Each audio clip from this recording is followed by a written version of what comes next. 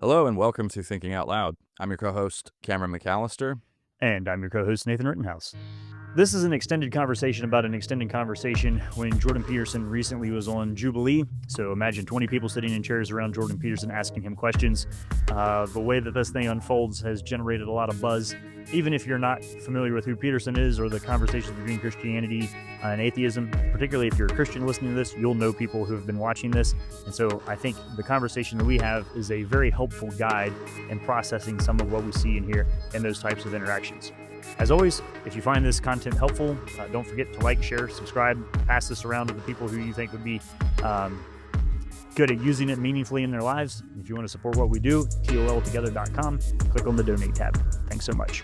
Everybody in the nerdy apologetics adjacent spaces or philosophical adjacent spaces or internet nerdy spaces is talking about Jordan Peterson and Jubilee. So if you haven't, if you haven't heard about this, You'll be dear okay. listener, you'll be all right. Yes, but I think so. Jordan Peterson went on a program known as Jubilee. You But can check people them out. will be interested in this. So, I mean, I don't want to be dismissive Absolutely. of it. Like, it is a big deal. I mean, millions and millions of, I think, Oh, online engaged Christians and young people are going to be familiar with this. So you should know about it. last time I looked, 4 million views, probably more than that now. But so the format is a bit wonky, and a lot of Yeah, people, describe Jubilee to people because I don't know if that will yeah, get.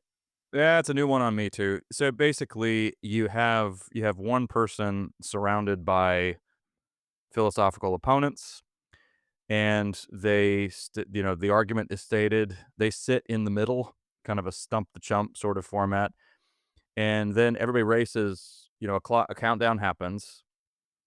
It goes off. Everybody races to get to the seat It's facing like the musical person. chairs.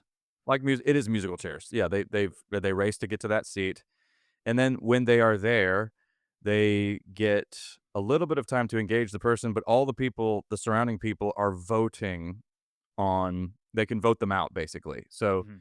they can stay as long as everybody in the surrounding circle allows them to. But the more people put up, it looks like they're putting up red flags. Yeah. The If more half those the flags. it's usually 20 people around the outside, and when they get to half of the people in the circle are putting up their flags, then the person in the debate has to switch out. So it's a bit gimmicky, but it is also kind of fun. But basically the end result is that most people talk for about 2 minutes, not too much more than that before they're voted out, and then the whole thing happens again, and then presumably somebody else reaches that seat in the game of musical chairs. Sometimes you get the same person again, and so Jordan Peterson was. So here things get a little weird. This was initially billed as Christian versus 20 atheists. They had to retitle it to Jordan Peterson versus 20 atheists, which, by the way, the cynical side of me thinks, maybe okay, they, anyway, they got what they wanted. Jordan Peterson draws massive clicks because everybody said, well, what a mismatch. So the problem was Jordan Peterson he will, whether he is a Christian or isn't, remains the $1 million question. He simply won't answer the darn question, as happens on, not surprisingly, on the program itself, on the Jubilee program.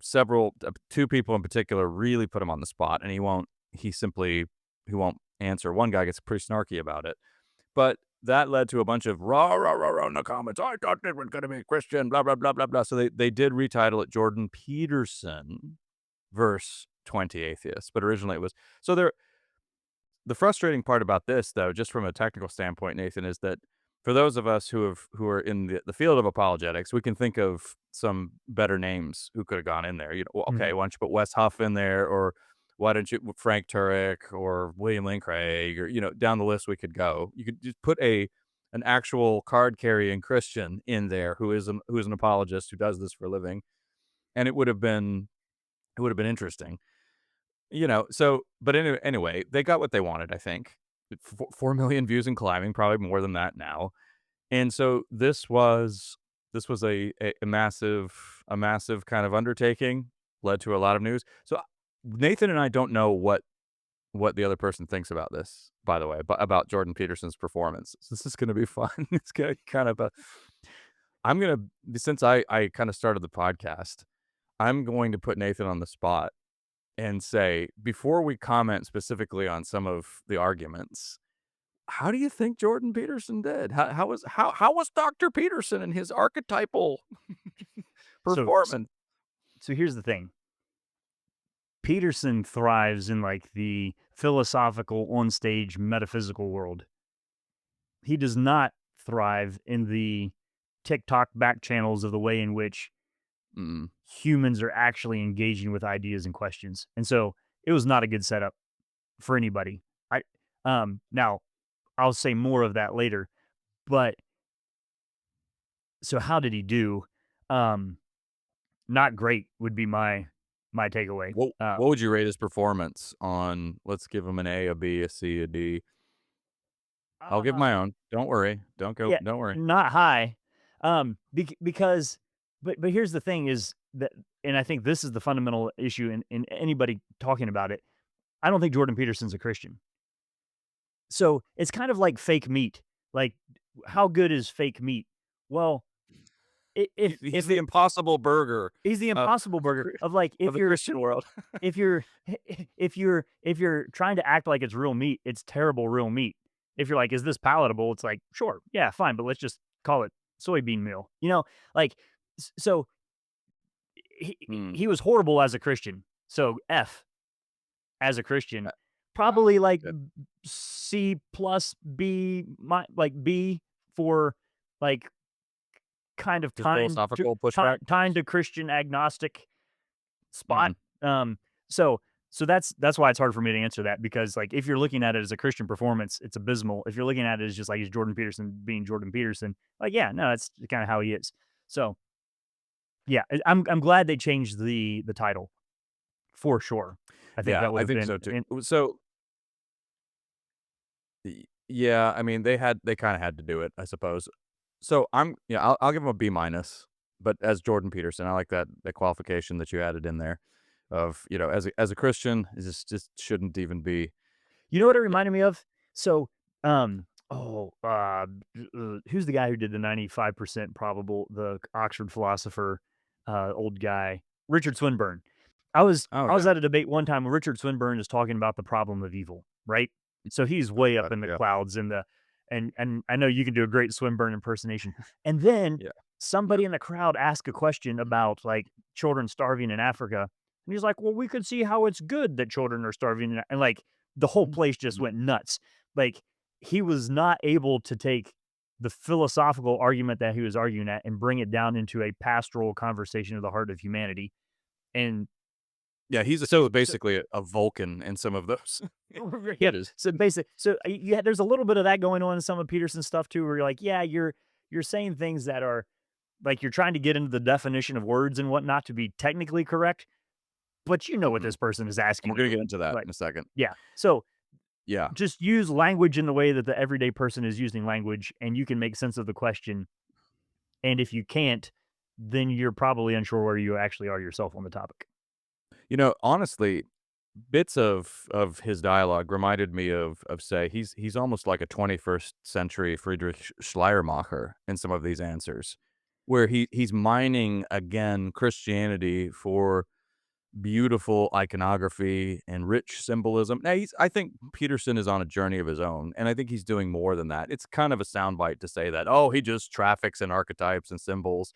I think he's doing a little more than that, but it does remind me a little bit of the kind of, yeah, that sort of Schleiermachian Well, brand of turning Christianity so into some sort of rich existential experience that's impervious to historical contingency or something well, like let's that. run with that a little bit because I think there Yeah. are critiques and people writing about Peterson who say he is actually the full embodiment of postmodernism, Yeah. which is a weird thing because he's kind of in this daily wire. The facts don't care about your feelings, kind of like, but he does. Mhm. I would say he is postmodern to a Well, pretty heavy degree, intellectually and philosophically. However, I also think you're right that there is a spiritual journey that's underneath this, where he himself is, I think, legitimately trying to count the cost and figure this out, which is notable and laudable. Um, so I think we yeah. need to call it what it is, but not throw him on the hot seat to defend something that he isn't quite sure what he thinks about yet.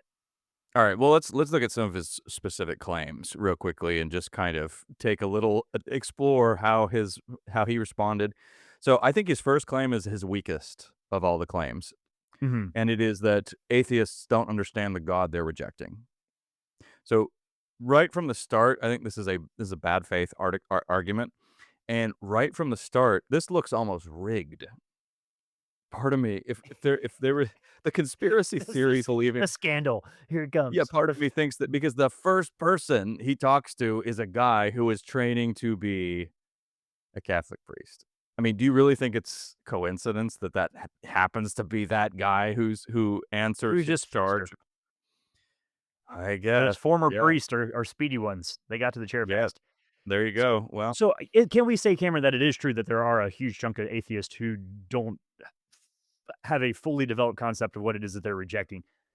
yeah. I don't think So let this room was full of any of them, but, I mean, so but that let's is linger a on thing, but yeah. but that's an important part of the changing intellectual landscape. So let's think about this for just a second. So a lot of I'm finding this more and more. A lot of people who are Christians, or at least who are in the position of arguing against skepticism of various stripes, they are arguing as though we're still in the moment where new atheism is kind of center stage. So the reason that's Hmm. significant is because those guys really did have at least in their no, they did. Let's just face it. If you read The God Delusion, if you read God is Not Great, How Religion Poisons Everything, brilliant writer, stupid title. But if you read those, these were people who truly did not I mean, their contempt for religion, and Christianity in particular, was so pronounced that they didn't not only did they not understand theology, they really didn't even understand what Christians mean by God. Right. That's how they would bring out arguments like, "It's not that I don't believe in God, it's that I believe in one God less," Or who which made nothing God? or who made God. I mean, these are just dead giveaways that you haven't really wrestled with the proper understanding of God. So for a while, it was possible to talk to people in those terms and say, "No, you're rejecting a God that I would reject as well. You're just rejecting an idol." Mhm. So you don't really even understand what we mean by God. I mean, the most forceful arguments in this department came from David Bentley Hart, not directly. They're in the beginning of his book, The Experience of God, which is really an exploration of consciousness. But he very brilliantly looks at that, but he's looking specifically at the new atheists. But that's not the case with somebody like I think the best representation of a new generation of skeptics would be probably Alex O'Connor. Alex O'Connor wouldn't make a statement like that. Okay, but so here's what's interesting. Let's just go back to since you mentioned Alex O'Connor. So Alex O'Connor has been on Jubilee where it's like one agnostic or atheist versus 20 Christians. And Mm. people had sent me clips and like comment on this. What do you think about all this? And it's super easy to sit in that chair and just deny everything. Oh, yeah, that's S by far the so easiest so position to so occupy. no, like, like the format doesn't do anything for me on this one. This one is tricky because, as you said, his first premise is that atheists don't understand the God they're rejecting. You're presuming to have some insight onto somebody's belief Yep, at a clearer degree and a distinction than the belief they themselves actually hold. And that posture is going to put everybody's hackles up immediately, where you're of trying to course. prove a positive that could quite likely be non-existent.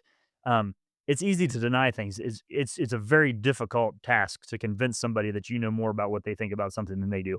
So And it's a bad faith argument. I mean, you should assume that your interlocutor does know, I think. I mean, just as a matter of intellectual well, courtesy, okay, but hang on, maybe not. So let's try to give Peterson the his due diligence here. let me try to make this Okay. case because so Alright. earlier I said that Now you a gave him a lower grade than I did, so I did. let's I'm trying to be fair here. So Yep. I say, okay, and people can say, "How could you say Peterson's not a Christian? He won't say one way or another if he's not."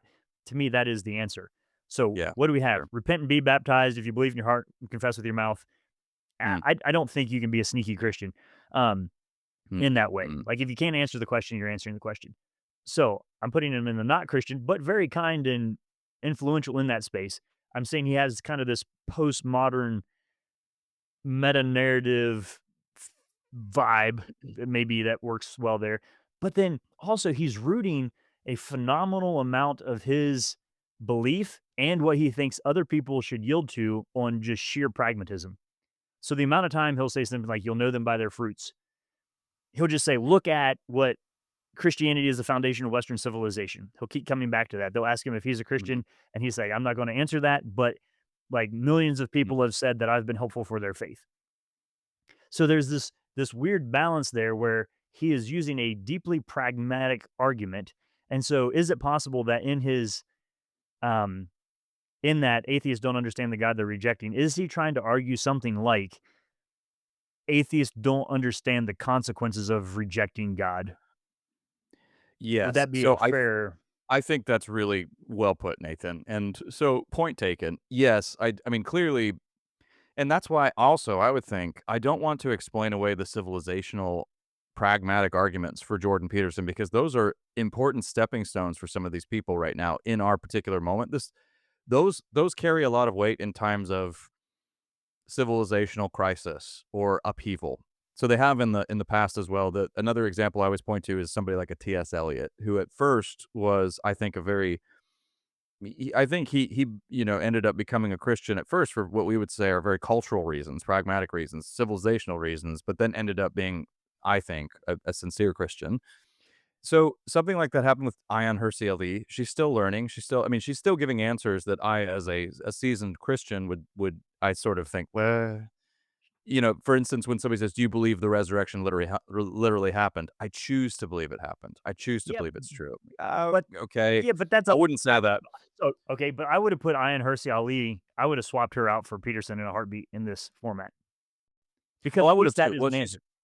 no, it is an answer, and she's willing to. Yeah, she puts herself out there more, and I think Mm. I mean, again, but we're on journeys toward different levels of spiritual maturity. So that's what's happening. And Jordan Peterson is not. I don't like you. I hesitate to call him a Christian, but he's clearly he seems on the cusp of some sort of crossing of some Rubicon. I'm not, whether Yeah. that's going to happen or not, who knows? But yeah, but I think, but back to what you said earlier, though, I think maybe a better way of phrasing it would have been atheists don't understand the full implications of rejecting the Christian God. That sounds a little it sounds Mm. a little bit more cumbersome, but that's probably closer to what he's saying because plenty of the people who speak to him there demonstrate that I mean they do give a fairly good representation, at least of they what they describe sounds basically like basic theism, right? They'll talk about Mhm. omnipotent, Mm. omniscient, all loving, necessary. I mean, they'll use some of the right terminology. I didn't hear one person say anything about Father, Son, Holy Spirit, or Jehovah. I didn't see nothing that specific. Jesus is mentioned, so Jesus is Mhm. God, Son of God. That's he's brought up a few times. But in other words, they're not saying one God less. They're not saying, well, you don't believe in Zeus, do you? Well, I don't believe in Jesus either. None of that kind of superficial argumentation is happening there. These people are more educated than that. They're better versed. Atheism It's maturing. evolves. Yeah. Yeah, I mean, like any kind of ism evolves to fit the times of a particular cultural moment, and atheism now is looking a little bit more flexible. It's a little bit more agile. More people, I'm hearing more people using agnosticism and saying, Which I think is the right step. yes, I do I too. mean, I've spent So the last 10 years talking to people where I'm like, "I think you're an agnostic." Like, and they yes, usually say, "Yeah, probably." It's like, but atheism had flag bearers and books. Agnosticism doesn't. And so I think no. that's why you got more people being lumped into the atheists because there's more of a crowd there than Well, there's also this tendency in when you're it's anything public is pick a side, pick a side. What are you? Either you are or you aren't. mm, That's why everybody's so annoyed with Jordan Peterson yeah. in this debate. But yes, I'm Okay. with you on that. So that was the first one. And there were some gimmicky ones, and you're gonna have some smart alecks in there from time to time. Um, so I think they were I think they were mutually frustrating each other. So I mean, yeah, Yeah, that can be the part of a smart aleck healthy conversation.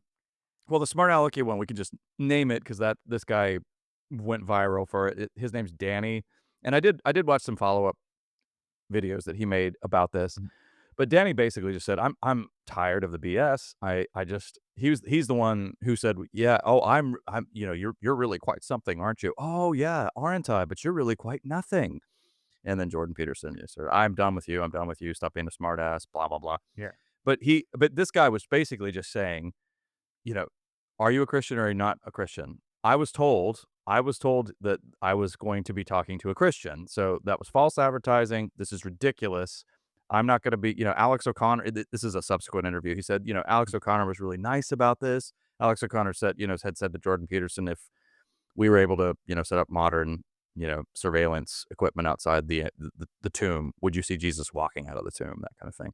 He said he asked him so nicely. I'm not nice. I'm tired of this. I want a straightforward answer. And I think he spoke for a lot of people when he said that. Yeah, yeah, he was a little bit of a punk in the way that he did it, but if you go all the way to the end of the whole thing, there's the young lady that he ends up having a more extended conversation with at the end, and she was very articulate, and I think, Very, yep.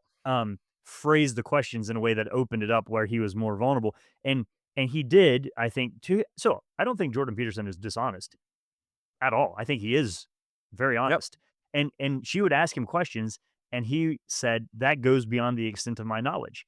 But it comes back to that question of the historicity that I think is the key issue here, where she's saying, "Yeah, but all this metaphorical stuff, like, did it really happen?"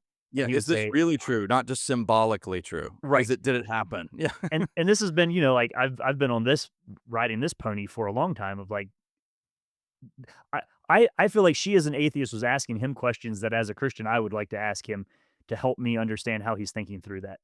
And Yeah. so it was a weird format in which, like, I don't think anybody won. I think interesting things were brought to light. I think the Christians can be sympathetic with a lot of what Peterson said, and the Christian looking at it can be sympathetic with a lot of stuff that the atheist challenged him on.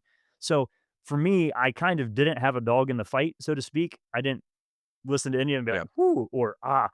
Either way, it was just kind of more of an interesting sociological phenomena to watch how people processed it and thought about it more than the I debate thought itself.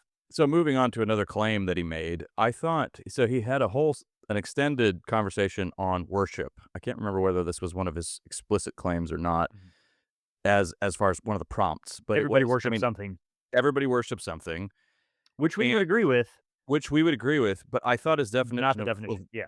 no, that was a very weak definition, which set him up for I think there were a few moments where he got the best of his interlocutor. There were some moments where Jordan Peterson did really well, but then there were other moments where I think he was really shut down, and this was one of them because there were 2 moments where he was really shut down, and both revolve both have center on his use of words. One involved the word Mhm. believe, where basically we'll come back to that one because that was frustrating, I think, for most of us who are watching it, certainly for us as Christians. But he worship, he just anything, what you attend to. Yeah. So, I think he was trying to go for He added prioritize in there also as a secondary when he was pushed on it. So the things you do, the prioritize, things and you then prioritize. he added in hierarchy, a hierarchy, which Mhm. he did add that in later. He didn't say that at the beginning. It's I get so I'm sympathetic to this in some ways because he wanted to give a very practical, hands-on definition that knocks the word worship off of its explicitly, exclusively religious pedestal and shows how it's operative in everyday life. But unfortunately, it was too general of a direction. So when one of the people asks him, "All right, do Catholics worship Mary?" I mean, immediately Peterson knows he's backed into a corner here because I mean, a devout Catholic will of course will say we venerate Mary. We do not worship Mary. That'd be idolatry. So and Peterson is theologically astute enough. I think he's attending mass right now to know that. So he's kind of he doesn't know how to wriggle out of that one. And then another gentleman asks him very reasonably, "I attend to and love and adore my wife. I don't think I worship my wife." So then Peterson's in kind of now the truth is we can both actually back up here, Nathan, and say there are circumstances in which people do worship actually romance, or they do worship at the altar of love, or whatever Or it is. Mary. I mean, yeah. Or Mary, but we could yes, exactly, we can do this, but you need a better definition of worship to capture how human beings go wrong with worship. This is why I think what he if he had had it ready to hand at the time, Jordan Peterson could have done a lot of good stuff with Augustine's notion of disordered loves. But again, when you're in the moment, you don't not everything, is immediately Oh, yeah, I accessible. mean, it's easy for us to sit here and be like, "Wow, coulda, Exactly. shoulda, woulda." Except the difference is, Absolutely. Cameron, you and I have put ourselves in the hot seat in front of audiences and Like we've handled these questions live before. So And sometimes so learned the hard way. right. Won't say that again. I'm just saying, like, it'd be easy for somebody to critique us and be like, "Oh, look at these armchair quarterbacks." Well, yeah, Yep. kind of. Yep. On the other hand, But we've been there, done that. It's true. yeah. Yeah. So yeah, so the worship one. So let me come back and then let's actually say something about worship, not Yeah. to leave that hanging. But I think you're talking about him giving a definition that is so broad that it doesn't help. And there are times I think, particularly in the academic world, where we're looking for the best word that carries the most, um, Yeah. the greatest load. And Who so doesn't attend to stuff? Well, right, so yeah. so you're working toward that. But if you listen to his last exchange, and somebody asks him, "What is the ethics? What is the essence of the Christian ethic, or what it means to be Christian?" And he says, "Aim upward." Yeah. I thought of Now you as soon y as I heard that. now you're like, Oh. "Oh, goodness." Like, what an opportunity. But then later on, he says something very interesting. He's like, "I'm trying to give a general definition of it," because he said Yep. another way to say that would be that God became man and died for your sins.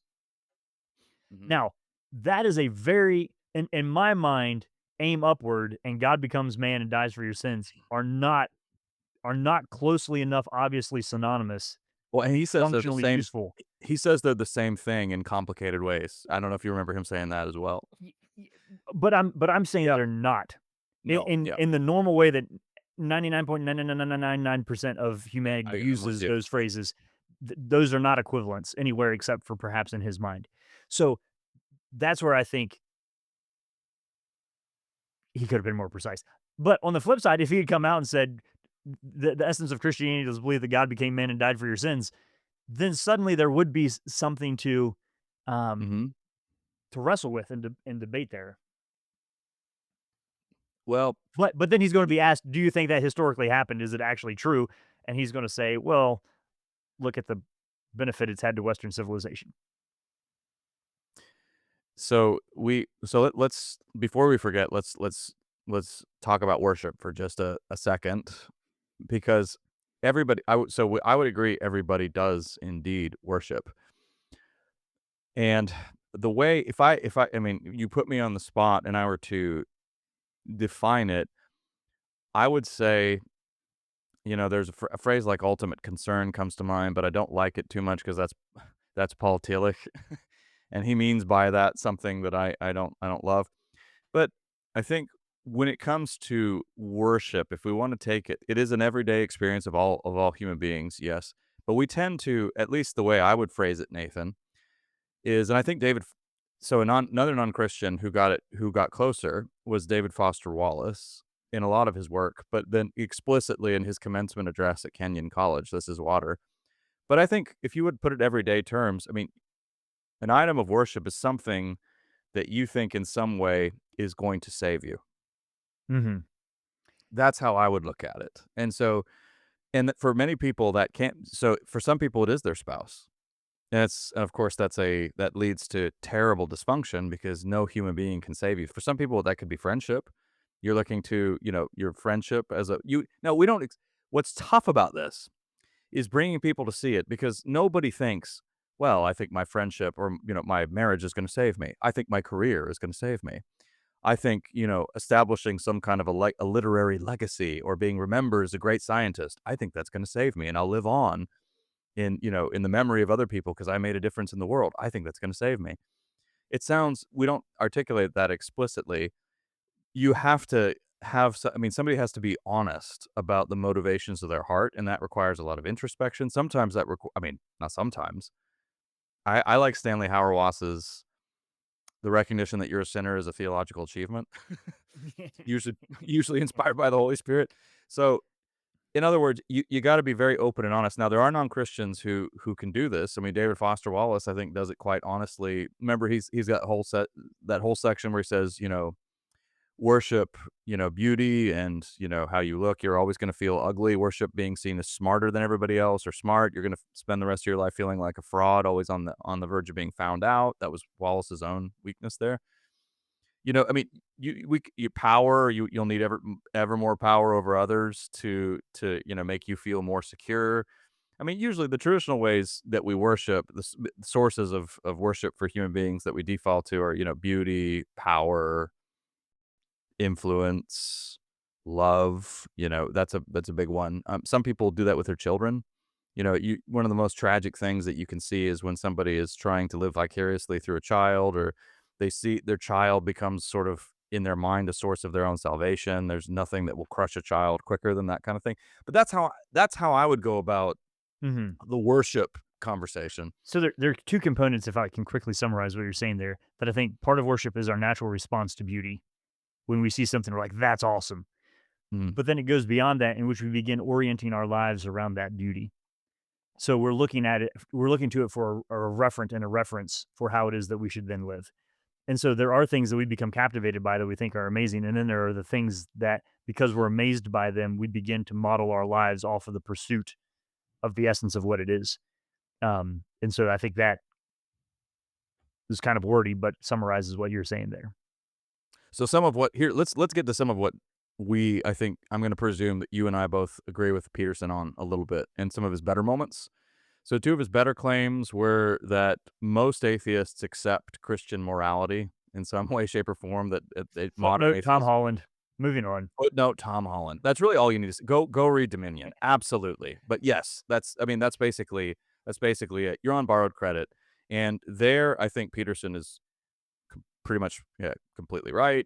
That is a Tom hard one to Holland. argue against. It's hard to argue against it, and the arguments against it from the atheists in that moment are some of the weakest. Even when they bring up very serious issues like, well, what about slavery? What about genocide? Others have pointed out. Michael Jones had some good commentary on the Jordan Peterson debate, and here he just said that is just such annoying whataboutism. This always comes up. They're not that those are separate items, and sure, they're interesting and they need to be addressed, but they don't address the claim that Jordan Peterson made, which is that Christian morality is foundational to the West. It is. So you can't look at those things and say, yeah, well, what about this and what about this? That doesn't change the fact that yes, it remains foundational to the West. Though, and by the way, both of those issues have their answers. But so there's that. But then the other one, and I think I agree with him. You and I both would agree with Peterson on this, is that you don't get morality and purpose from the hard sciences, Yeah, and and it's people hard talk to about argue against that. chimpanzees and altruism and stuff, but And still, like, empathy, well, the word empathy, man, sometime we should talk about the uses to which the word empathy is put in a naturalistic framework, because I think it's really fascinating.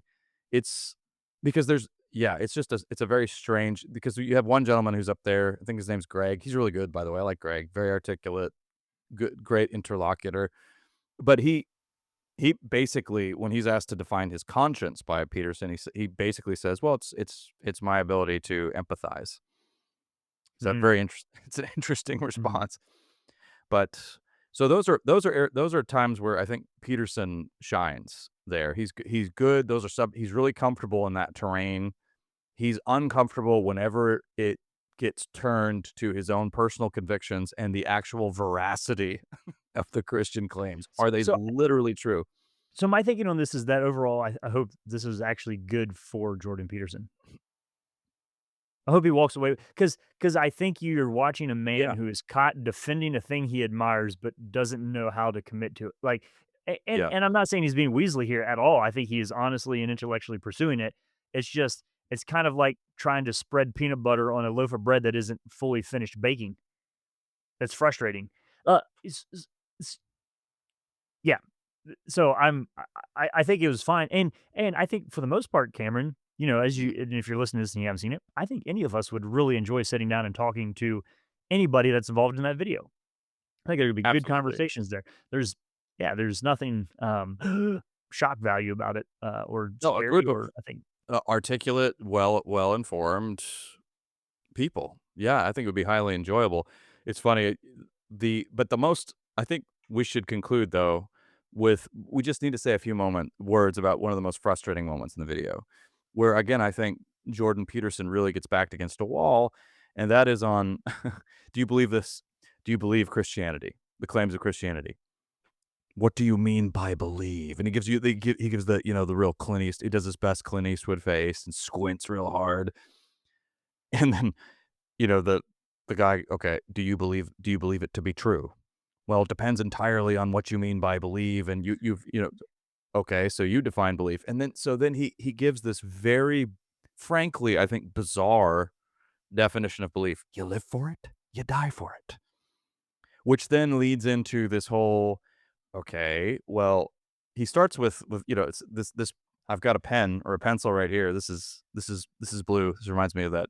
If you've seen Liar Liar, this reminds me of the whole "the pen is blue" scene. But and he says, but if somebody says, points a gun to my head and says, "Say this pen is red," I'm gonna lie to save my life. And then Jordan Peterson sticks to his guns. You don't know anything about me. I wouldn't lie. I didn't lie to save my career. I didn't lie to save my clinical practice.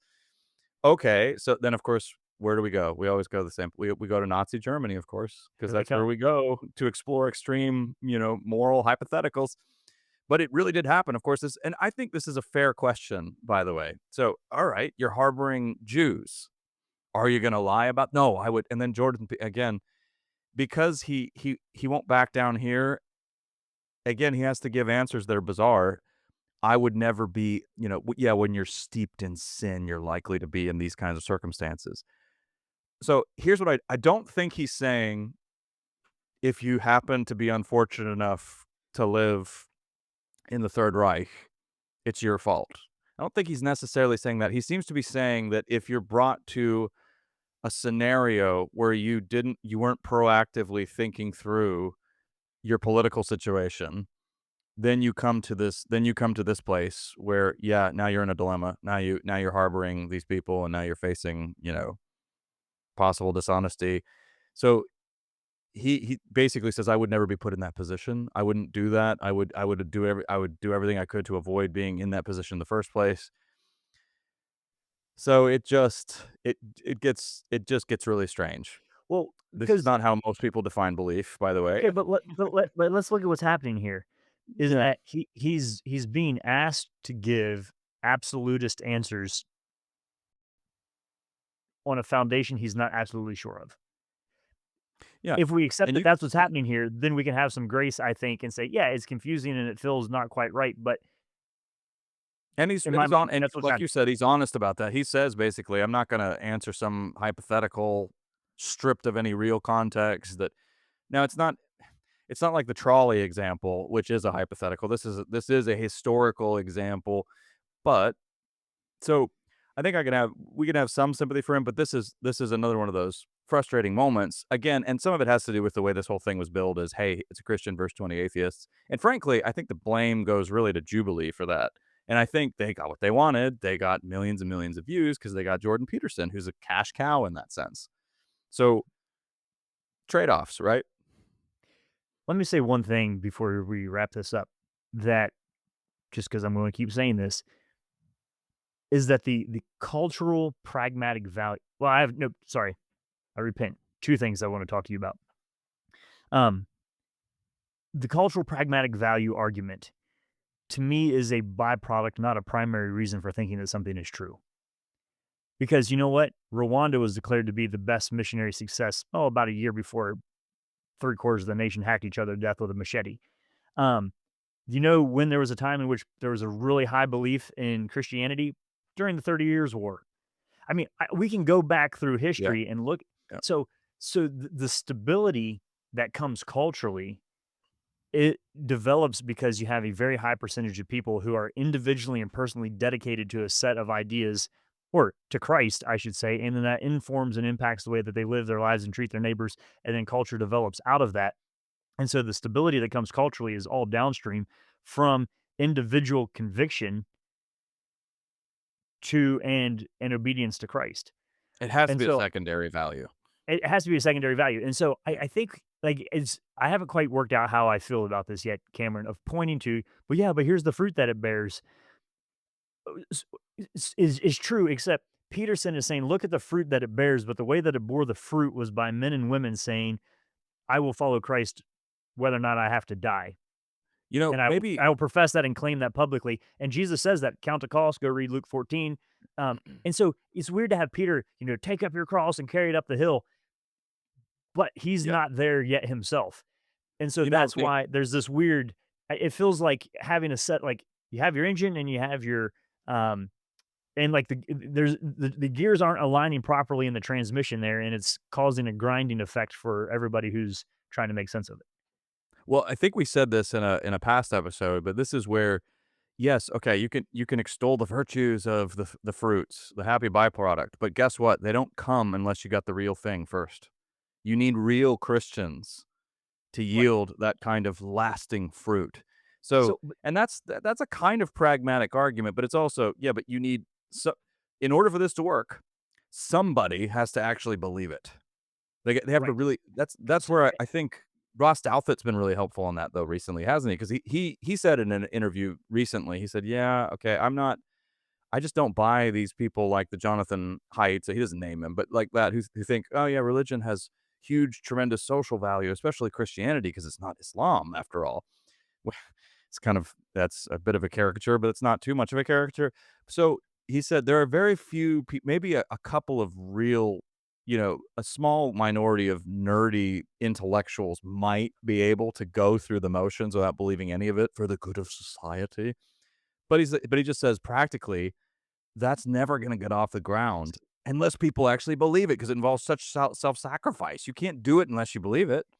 and the last young lady who was talking to Peterson said, like, for a lot of people, this matters. Like, we're talking about heaven and hell, Yes. life and death. It's not metaphorical with inside the structure of the belief system She itself. wins the thing, by the way. She's like she's the sort of she's emerged as kind of the hero of the Jubilee Jordan Peterson moment because she asks the right she's very articulate and I think she asks the questions Yeah, people need respectfully, to have the like, answer to. directly. Yeah, that's very Okay, helpful. one more thing. This is my second thing that I said. I had two things. Huh. All right, Cameron, brace yourself. How has Jordan Peterson influenced your faith? Nada.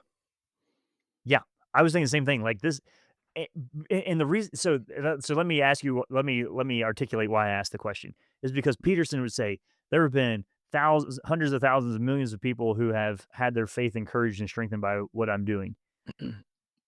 Mm, mhm. That's Yeah. fascinating to me, and I know that that is true. That's true. I know that's Anecdotally, true, yeah. relationally, it's definitely true, and I think he has massively, shifted the, even the online cultural, intellectual curiosity be about the potential legitimacy of, the Christian faith. So that's true, but if your interest in Christ is based off of the authority of Jordan Peterson's academic appeal to these ideas, that can be a starting spot, but it's not a good reason to believe something is true. You And know yeah. so I just want to put that out there as something for us to be thinking about, whether you're non-Christian Well listening said. to this, you are a Christian listening to this, you're a Jordan Peterson fan, or you're not a Jordan Peterson fan. Let's You know well, have some here, awareness there of what's going on. you know why though, Nathan? I mean, you have Grandpa Rittenhouse, you have your own parents. I mean, we both have a huge blessing in that we were born into You grew up in a a house with more theological books than most seminaries. yeah, I mean, we just I think we both had the benefit of growing up in beautiful Christian communities, and yours stretches back hundreds of years. I think when I first met you, Nathan, I remember you sharing your testimony somewhat along the lines of saying, "I am standing on 400 years of stability." I mean, it was really very moving, and I was born on the mission fields, you know, with people who weren't perfect, but they were a great cloud of witnesses, and they had risked life and limb to share the good news of Jesus Christ, which they fully believed to be true, by the way, and they were willing to go to prison for it. They're willing even to die for it. And it was I mean, that can't not have a tremendous impact on you. So I take that as a tremendous privilege, but I wanted to say something in response to this issue with Jordan Peterson as a kind of celebrity who has had a positive impact on a lot of people who are Christians, and maybe is a good starting point. But this was just sort of an anecdote that came from Jake Mador on Mere Orthodoxy in a recent article on a controversy that's taking place in the PCA, which is neither here nor there. But one of the things he says was, when I was a student at the University of Nebraska and I was, doing, Reform University Fellowship, RUF, and got plugged into a local church, I was surrounded by men who were faithful, competent people of integrity. They weren't great. They weren't the greatest communicators. They didn't have massive platforms or big public ministries, but they they loved God with all their heart, soul, mind, and strength. They loved their neighbor. They loved the church, and they trained well. They did their job well, and they were faithful in the little things. And he says, I mean, basically, this had the greatest impact on me as a Christian. These people shaped me because they were there day in, day out. There was nothing special or spectacular about them. They weren't celebrities, and they never will be. They were faithful people doing the right thing and showing up every day. And I think there is a recognition now from a lot of people that we need more of that. And, Mhm. it's fine to have the Jordan Petersons or the YouTube personalities, or dare I say it, the thinking out louds, people like who you hear, who can help you and along the way. But really, the people who are going to make the biggest difference are just the faithful unsung heroes of the kingdom of So God so here's what we're in your saying. local community. Yeah. It is great that I think Jordan Peterson gets the ball rolling for a lot of people. But when it comes to the application of your Christian faith, you should find one of the little old ladies at your church to teach you how to do it. Amen. Yes. Yes. And by the way, I have a very specific little old, well, she wasn't a little old lady when I was growing up. She's a little old lady now who was an absolute marvel hero in of the faith, is a marvel and hero of the Mhm. faith in my world, and outshines a Jordan Peterson any day. Not because I think but just because in terms of her personal impact on Mhm. me. Well, because what we're looking for here, I think all of us are craving this, particularly on the younger side of our listening audience, and we find ourselves in this, is that when it comes to how to, there are issues and problems that I run into that maybe I'll look it up on YouTube how to do this. And I don't want somebody to give me theory. I want somebody to say, here's what I've done for the last 15 years and it's worked well for me. And so I think Peterson really is helpful in getting us thinking theoretically, philosophically, metaphorically. And I mean, he's listing out some practical steps about cleaning your room. But when we get down to the underlying element and essence of what it is that he's grappling with, there are people who already know that have been doing it for decades, and they're a better training partner to help you reach the conclusion of what Peterson is looking at than Peterson himself is. And I think someday he'll get there. So look at Peterson and appreciate him um, as a co-journeyer, co-pilgrim along the way. But in your local church, you're going to find people who are actually better training partners for calling you into what it is that God has for you in your day-to-day life. So I think we've battered this one around enough, Cameron. We'll leave it at this. I'm sure there'll be lots of comments, and certainly we'd like to hear from you guys. So if we got something wrong there, you can let us know. If we got something right, you can let us know. info@toltogether.com. Keep the conversation going. You can also hop in on TOL Connect or comment sections on TikTok, YouTube, wherever else you find this stuff. But thanks for being thoughtful, and Cameron, thanks for leading us in this conversation. I think I see this whole thing as a stepping stone, not a conclusion to anything. And so in that sense, I find it helpful. You've been listening to Thinking Out Loud, a podcast where we think out loud about current events and Christian hope. Thanks for listening to Thinking Out Loud. If you'd like to learn more about what we do, book Nathan or Cameron, or if you'd like to support us financially, whether through a one-time donation or on a monthly basis, you can do so on the donate page at www.toltogether.com. That's toltogether.com. And please consider leaving us a 5-star rating and sharing this content with your friends. It really does help.